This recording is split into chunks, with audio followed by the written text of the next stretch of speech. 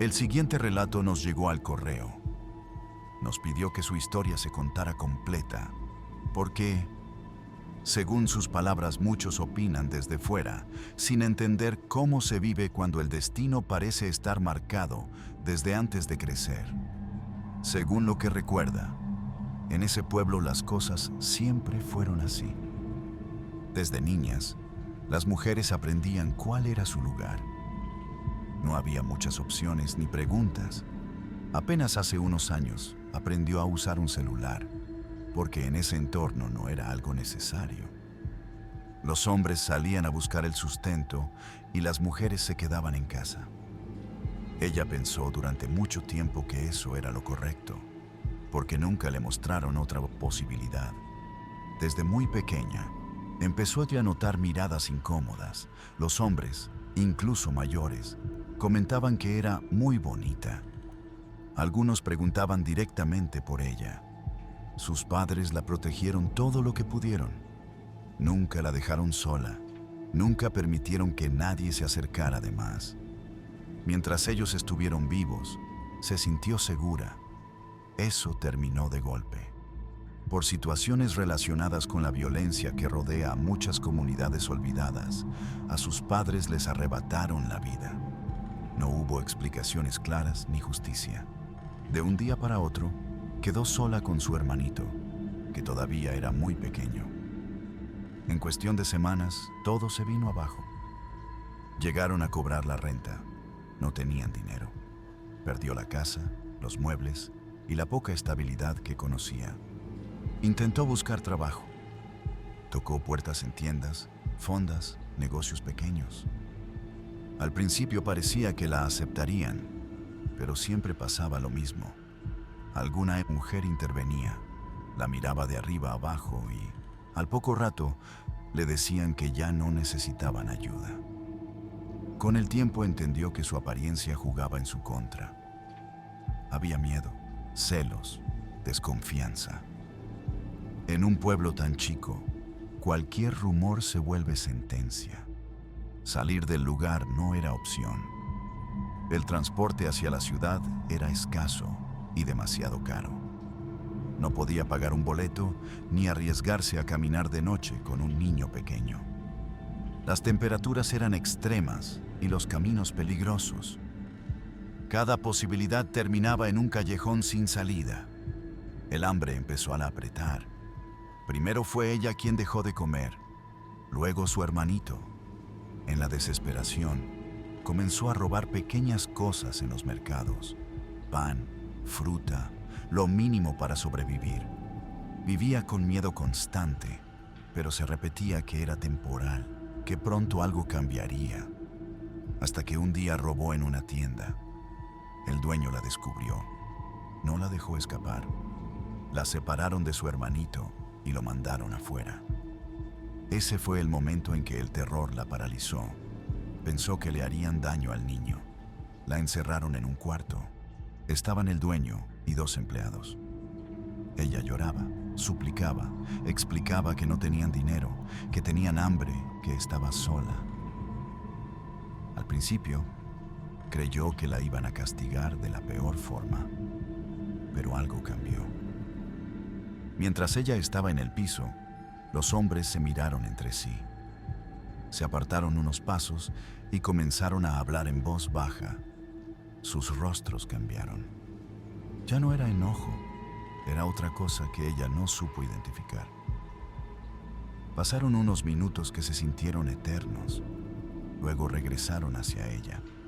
Fue entonces cuando entendió que su vida estaba a punto de tomar un rumbo del que ya no habría regreso. El relato continúa con lo que ocurrió después de que los hombres regresaron a ese cuarto. Según lo que nos escribió, uno de ellos habló primero. Le dijo que entendían su situación, que habían escuchado todo, que estaba sola, que tenía un niño pequeño, que no tenían dinero. Por un instante, ella creyó que la iban a dejar ir. Esa esperanza duró muy poco. Las palabras que siguieron marcaron el inicio de algo que, hasta hoy, no logra borrar de su memoria. Le explicaron que podían darle mucho dinero, más del que jamás había visto, pero no a cambio de un favor cualquiera. Ella no entendía del todo a qué se referían. Estaba en shock, temblando, con la cabeza llena de miedo por su hermanito. Cuando preguntó qué pasaría si no aceptaba, la respuesta fue clara sin necesidad de detalles. Si no cooperaba por las buenas, sería por las malas. El terror fue inmediato. No pensó en ella, pensó en el niño. Suplicó que no le hicieran daño, que la dejaran verlo. Pidió una sola cosa antes de cualquier decisión: que le dieran el dinero primero. Quería asegurarse de que su hermano tuviera algo, aunque fuera para unos días. Los hombres aceptaron. Sacaron billetes y se los metieron en la ropa. Ese momento quedó grabado como una sentencia. Esa noche fue el inicio de un camino que nunca eligió. No entra en detalles, porque dice que hay cosas que no se pueden contar sin volver a vivirlas. Lo único que dejó claro es que fue traumático y que, desde entonces, entendió que ya no se trataba de una decisión, sino de supervivencia. Con ese dinero, logró sostener al hermanito. Pagó comida, lo básico, y consiguió que no lo sacaran de inmediato. Pero en un pueblo pequeño nada se oculta.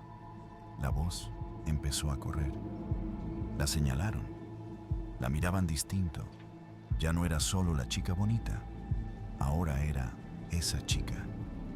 La fama llegó rápido y con ella el estigma. Con el tiempo, otras mujeres que vivían situaciones similares se le acercaron. Mujeres también mal vistas, también cargando historias que nadie quería escuchar. Fueron ellas quienes, por primera vez, le tendieron la mano. No la juzgaron. Le enseñaron cómo cuidarse dentro de ese mundo, cómo moverse, cómo no desaparecer. Esa pequeña red fue lo único que la mantuvo a flote. Los años pasaron así. Intentó pensar en irse, pero ya no era tan sencillo.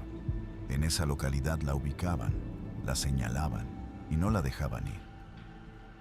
Cada intento de salir terminaba en amenazas veladas o puertas cerradas. Todo lo que hacía tenía un solo objetivo: que su hermanito estuviera bien. Lo metió a la escuela, le compró lo necesario, lo protegió de ese entorno como pudo. A veces no ganaba mucho, pero alcanzaba para sobrevivir los tres. Ella, el niño y lo mínimo para seguir adelante.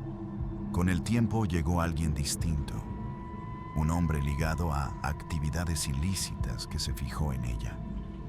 Se encariñó y, como ocurre en esos entornos, la reclamó. Eso cambió las reglas. Dejó el pueblo. Su vida material mejoró, pero el precio ya estaba pagado desde mucho antes. Hoy vive lejos. No presume estabilidad ni felicidad plena. Lo único que destaca es que su hermano está por cumplir la mayoría de edad. Le manda dinero con frecuencia, hablan por llamadas. Saber que él está bien es lo único que le da algo de paz. Nunca quiso meterlo en ese mundo. Todo lo que hizo fue para sacarlo adelante. Al final de su mensaje, dejó algo muy claro. No fue una elección. Fue una imposición. Un camino empujado por la pobreza, el abandono y un sistema que decide por quién vale la pena preocuparse y por quién no. El siguiente relato nos llegó como una confesión extensa enviada al canal por una mujer que es madre soltera. Según escribió todo lo que vivió, comenzó con un deseo sencillo: hacer algo normal con su hijo, salir a pasear con él sin estar pensando en dinero, deudas o miedo. Cuenta que llegó a ese punto después de quedarse completamente sola. El padre del niño se fue sin avisar y nunca volvió. De él no se supo nada más. Sus propios padres no la apoyaron. La relación se rompió y la distancia se volvió permanente. Los vecinos tampoco ayudaron. Había miradas, juicios, comentarios. Nadie quería cargar con la responsabilidad de una madre soltera.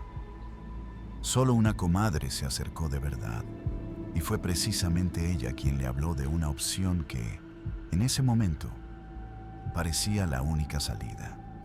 La comadre le dijo que tenía cuerpo para eso, que podía ganar dinero rápido trabajando de noche. Ella dudó. No era lo que quería, pero estaba desesperada. Intentó buscar trabajo en otros lados y siempre fue lo mismo. Entrevistas que no avanzaban, promesas que no se cumplían, puertas que se cerraban cuando sabían que tenía un hijo. La necesidad pesaba más que el miedo. También había algo más profundo, la sensación de no ser querida por nadie. En su mensaje escribió que, en el fondo, aceptó porque quería sentir que alguien la elegía, aunque fuera por razones equivocadas. Así entró a ese mundo. Al principio creyó que podría manejarlo, que sería temporal. Pronto descubrió que lo verdaderamente terrorífico no es lo que la gente imagina desde fuera, sino lo que no se cuenta. Reglas que nadie explica, tratos injustos, presiones constantes, clientes con conductas perturbadoras, jefes impredecibles, capaces de pasar de la calma a la amenaza en segundos. Un ambiente donde negarse no es una opción real, porque la regla más clara es que nadie responde por ellas. Según lo que relató, el miedo se vuelve rutina. Aprendes a callar, a aguantar, a obedecer. No porque quieras, sino porque entiendes que si algo sale mal, nadie va a preguntar por ti. Nadie va a reclamar, nadie va a buscarte. Esa certeza es la que mantiene a muchas atrapadas. Todo lo soportaba por una sola razón: su hijo. Volvía a casa con dinero para que no le faltara comida, ropa o escuela. Pero el precio era alto. Se perdió festivales, cumpleaños, momentos que no regresan. Los años se fueron rápido. Cada día parecía traer una nueva catástrofe.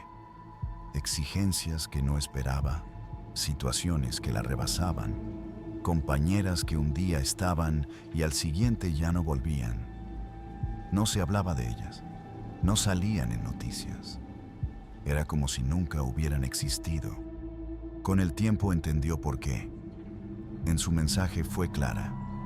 En México, ese tipo de vidas no están en el radar. No hay prioridad, no hay interés.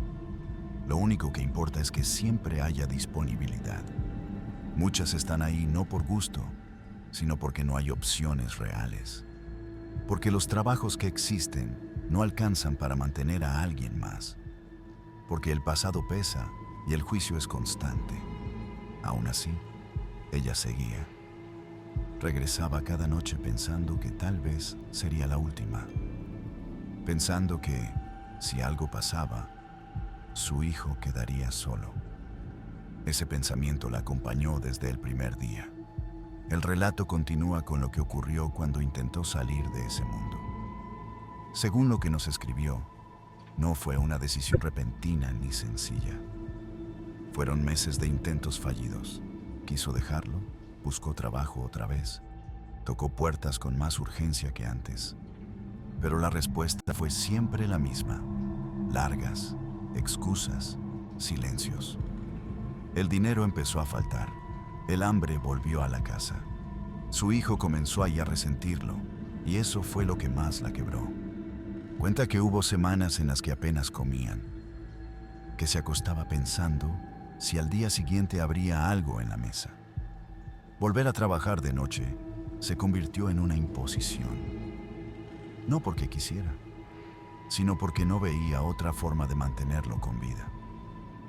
Ahí entendió por qué muchas regresan, aunque juren que no lo harán. Salir también duele, y a veces más. Con el tiempo el ambiente se volvió todavía más pesado. Las exigencias aumentaron. Las presiones ya no eran solo veladas. Cada día aparecía una nueva regla. una nueva amenaza, una nueva forma de control. Empezó a enterarse de compañeras que ya no regresaban.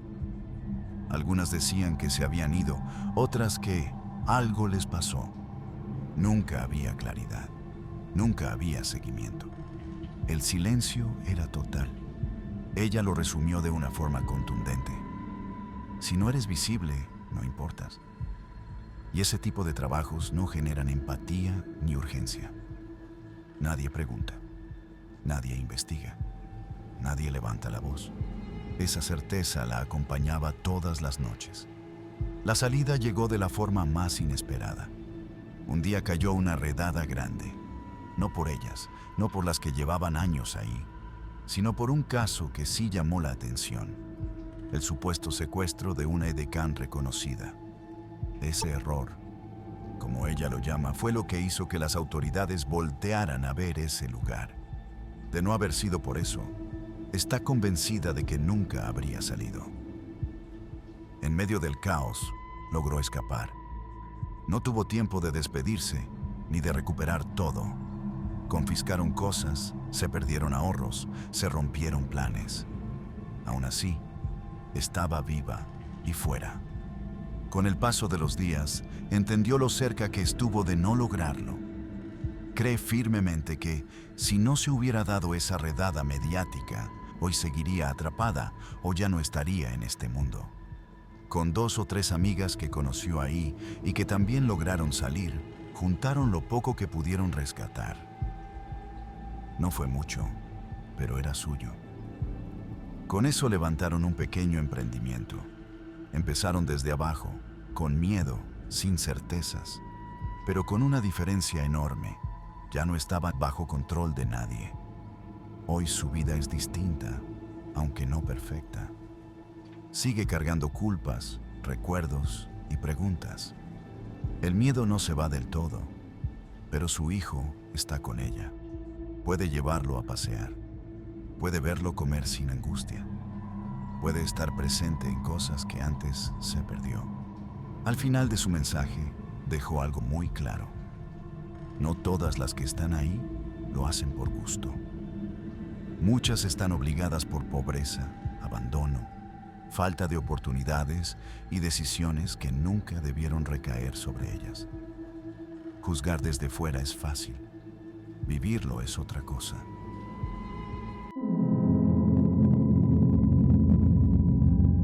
El siguiente relato nos llegó desde Facebook, desde una casa operativa donde vivían varias mujeres por motivos ese trabajo que ya saben. Según lo que nos contó, en esa casa de la empresa podían quedarse si así lo decidían. Los patrones cubrían servicios básicos como agua y luz, y para muchas era la única forma de no gastar en renta. Era una casa grande, con varios cuartos, pasillos largos y reglas claras que todas conocían y, en apariencia, respetaban. Ahí fue donde la narradora entabló amistad con una compañera que llevaba poco tiempo. Con los meses, la confianza creció. Y una noche, entre cansancio y plática, la compañera le confesó algo que casi no decía en voz alta. Tenía un hijo pequeño. Afuera apenas podía pagar una renta y las cuentas no le alcanzaban. El niño se quedaba con conocidos, cambiando de lugar constantemente. La angustia de no verlo y de no poder sostenerlo la estaba consumiendo. La narradora fue quien lanzó la idea que, con el tiempo, se volvería una carga imposible: traer al niño a vivir a la casa grande. Pensó que sería temporal, que ahí estaría más seguro y que los patrones podrían entender. Decidieron plantearlo de frente. La respuesta fue inmediata y violenta. Los patrones se enfurecieron. Dijeron que estaba estrictamente prohibido que hubiera niños ahí. Si la policía llegaba a revisar y encontraba a un menor, las multas y problemas legales serían enormes. No había discusión. La compañera quedó devastada. Aún así, la insistencia no paró. Fue entonces cuando surgió el plan secreto: meter al niño a escondidas, que viviera solo en el cuarto, que no saliera, que nadie lo notara. El argumento era siempre el mismo.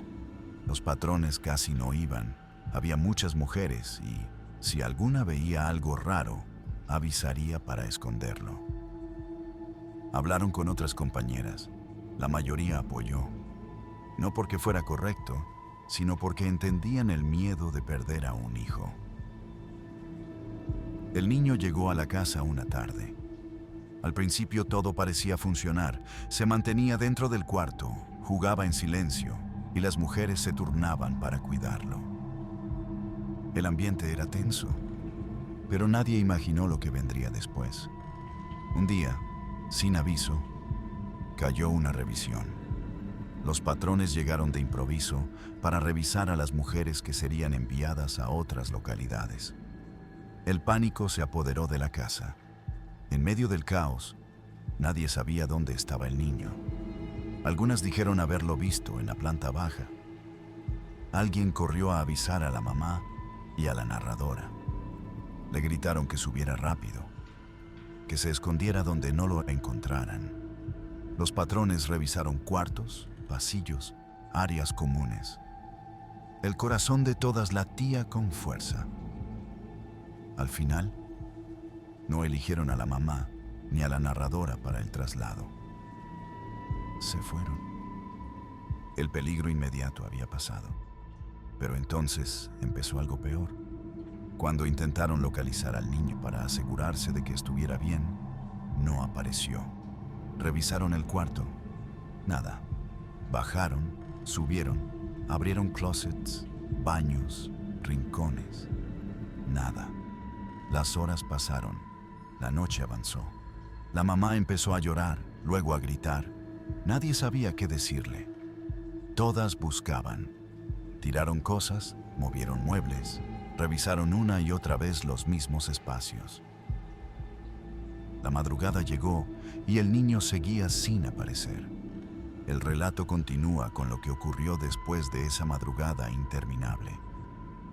Según lo que nos escribió, cuando amaneció nadie había dormido.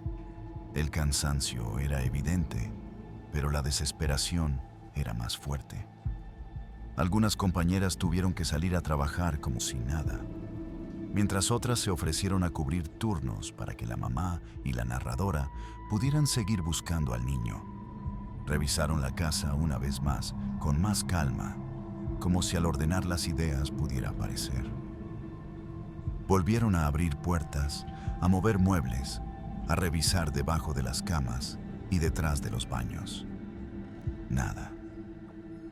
Empezaron entonces las preguntas imposibles. ¿Cómo podía desaparecer un niño dentro de una casa llena de gente sin que nadie lo viera salir?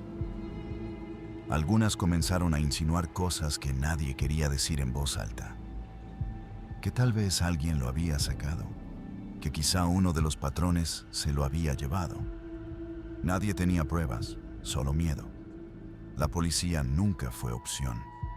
Todas sabían que llamar significaba exponerse.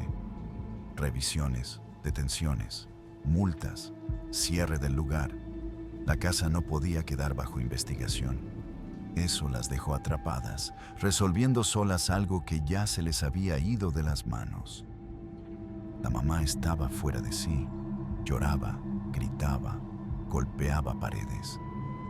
Quería ir con los patrones, pedir ayuda, hacer ruido. Las demás intentaron detenerla. Le decían que pensara que eso podía empeorar todo, pero el dolor no escucha razones.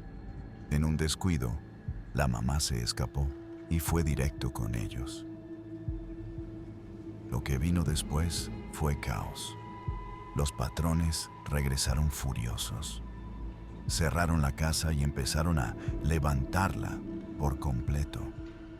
Movieron muebles pesados, levantaron colchones, revisaron cada rincón. La mamá apareció golpeada en medio del desorden. Nadie sabía qué había pasado exactamente, solo que ya no había marcha atrás. Fue uno de los jefes quien gritó que lo había encontrado. Subieron al último piso. Ahí, en un lugar que ninguna de ellas había considerado, estaba el niño, dentro de un rotoplas o tambo de agua que surtía la casa. El silencio fue absoluto. Nadie reaccionó de inmediato. La mamá se quebró por completo. Algunas mujeres tuvieron que salir del cuarto porque no podían soportarlo. La narradora escribió que ese momento se le quedó grabado como una fotografía que nunca se borra. No hubo explicaciones claras. Los patrones actuaron rápido. Sacaron el cuerpo del niño y se llevaron a la mamá entre gritos. Nadie volvió a saber qué pasó con ella. Nunca se habló del tema oficialmente. Para los patrones, el asunto quedó resuelto. Para las mujeres que seguían viviendo ahí, nada volvió a ser igual. Desde ese día, empezaron a pasar cosas extrañas. Algunas escuchaban pasos pequeños en los pasillos durante la noche. Otras juraban oír risas apagadas, como de un niño jugando. La narradora asegura que, en más de una ocasión, escuchó la voz de su amiga llamándola por su nombre. Varias despertaban con la sensación de que alguien se sentaba en la cama o se metía entre las cobijas. Poco a poco, muchas se fueron. Algunas pidieron cambio de localidad. Otras buscaron rentar fuera, aunque les costara más. Decían que no aguantaban la casa, que algo se había quedado ahí. La narradora decidió quedarse, no por valentía, sino porque no tenía a dónde ir.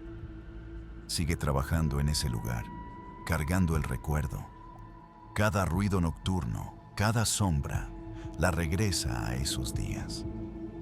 Cuando escucha lo que parece ser un niño corriendo o una mujer llorando a lo lejos, solo piensa que quizá ya están en otro plano y que ojalá hayan encontrado descanso.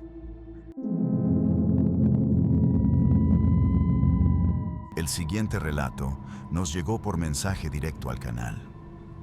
Lo envió una mujer que realiza servicios a domicilio y que suele ir acompañada por un cuidador.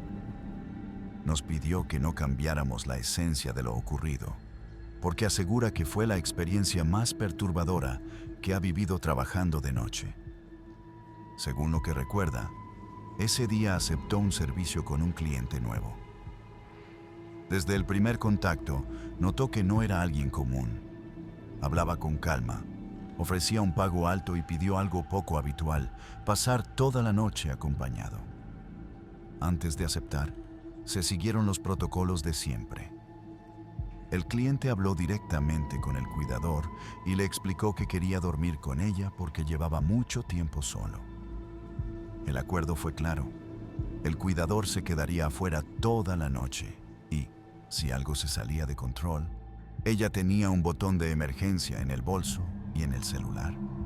Cuando llegaron a la casa, la sensación cambió de inmediato. Desde que cruzó la puerta notó algo extraño. La iluminación era completamente roja. No había luces blancas ni amarillas. Todo estaba bañado por ese tono que hacía imposible distinguir bien los objetos. Las paredes, los muebles, los pasillos. Todo parecía deformarse con esa luz. Era una casa grande, silenciosa, pero no acogedora. La narradora escribió que, desde ese momento, sintió que el aire era más pesado. Intentó mantenerse profesional.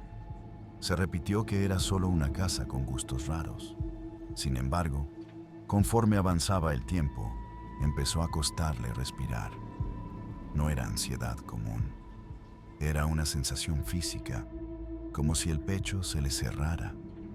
Durante el servicio tuvo que pedirle al cliente que se detuviera varias veces porque sentía que se quedaba sin aire. Él se disculpó, incluso parecía genuinamente preocupado, y comentó que tal vez la casa tenía una energía extraña. Ella quiso creerle y continuó. Cuando terminaron, llegó el momento de pasar la noche. Se acostaron. Las luces rojas siguieron encendidas. No había forma de apagarlas. Ese detalle la incomodó aún más. Además, notó olores raros en las cobijas, no necesariamente fuertes, pero sí ajenos, como si ese cuarto no hubiera sido usado por alguien normal. Pensó que quizá el cliente tenía un problema de la vista o simplemente prefería esa iluminación. El hombre se quedó dormido casi de inmediato. Respiraba profundo, como alguien que por fin descansa. Ella, en cambio, no pudo cerrar los ojos. Cada minuto se le hacía eterno. El silencio no era total. El piso de madera crujía de vez en cuando, aunque nadie se movía. Pasó un rato y entonces escuchó pasos. No eran suaves, eran lentos y pesados. El piso tronaba como si alguien grande caminara por la casa. Pensó que tal vez el cuidador había entrado, pero recordó que estaba afuera. Los pasos se escuchaban en otra parte, lejos del cuarto. Luego vinieron otros ruidos. Algo se movía en la cocina. Sonidos de metal, como trastes cayendo, vasos chocando. El cliente no reaccionó. Seguía dormido.